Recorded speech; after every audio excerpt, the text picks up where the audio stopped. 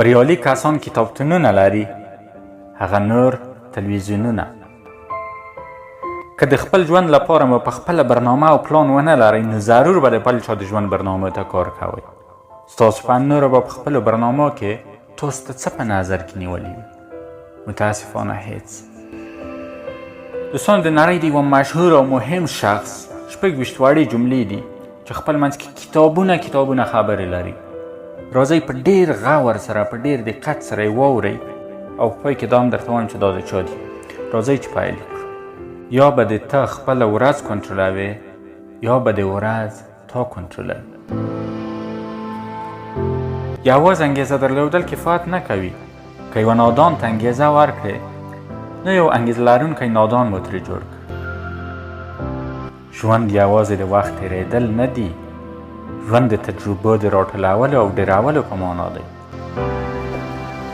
تاسو نشئ کولی هره شپه مو پرېکړې بدلې کړئ، ولې کولی شئ لارې مو بدلې کړئ.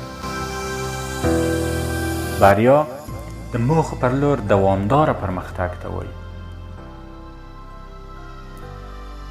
هغه دیوالونه چې له ځانونه یې راتووئ تر څو غم رانه لرې وساتي، هماغه دیوالونه خوښي او ښادي هم رانه لرې ساتي.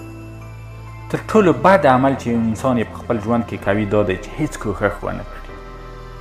چې پوه وي د څه په لټه کې یم، څه ته اړتیا لرم، خو بیا هم په ارامه کښیني او هیڅ کار ونه کړي.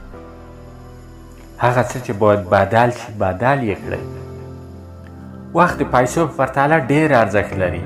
تاسو کولی شئ ډېرې پیسې ترلاسه کړئ، خو ډېر وخت نشئ ترلاسه کولی. په شغل مو د کار کولو په پرتله پر ځان ډېر کار وکړئ. جسم او بدن ته مو پاملرنه وکړئ، ځکه همدا یو ځای دی چې تاسو ژوند پکې کوئ. که تاسو دې ته تیار نشئ چې خطر ومنئ، مجبور به شئ چې عادي واوسئ.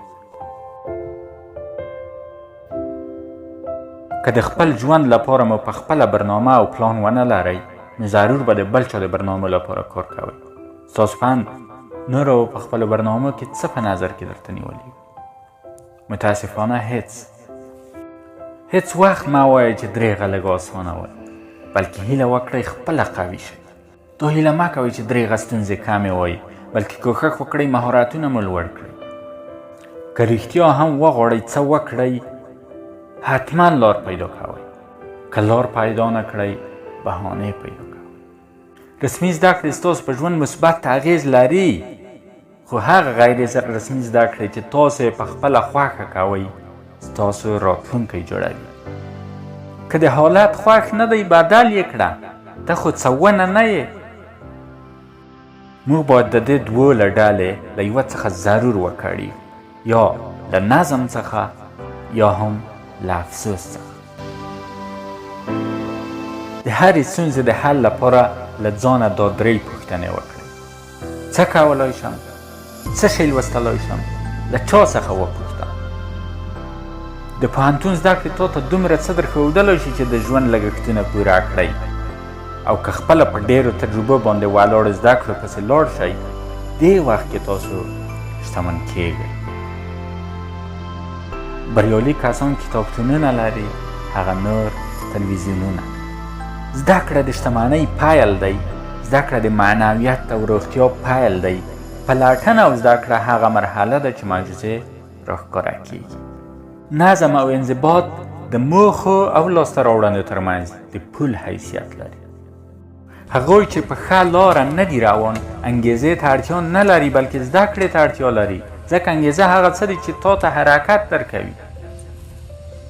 دوستان، اوس راځو دې ته چې دغه جملې د چا دي.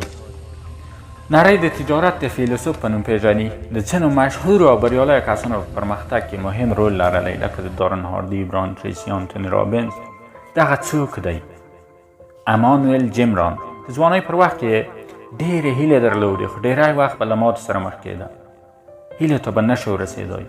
کله چې د امریکا په یوه کالج کې داخله وکړه، نو د څه وخت لپاره یې د موخ پر لار برابر قدم کېښود. خو د ده دې خوده او دغې مسیر ډېر دوام ونه کړ. بالاخره جیمران له لنډو زده کړو وروسته له کالجه د وتو پرېکړه وکړه. د جیمران ژوند هغه وخت بدل شو چې د یوه بریالي تاجر او لوی کارآفرین جان الشوف سره آشنا شو. تر دې چې په 11 کلنۍ کې د یوه میلیونر او شتمن انسان په صفت نړۍ ته ور وپېژندل شو. مننه چې موږ تعقیبوئ. لایک، کامنټ او سبسکرایب مو هېر نشي. که د ځان جوړونې له موضوعاتو سره مینه لرئ ضرور مو خپلو دوستانو ته ور وپېژنئ. مننه. الله پامان.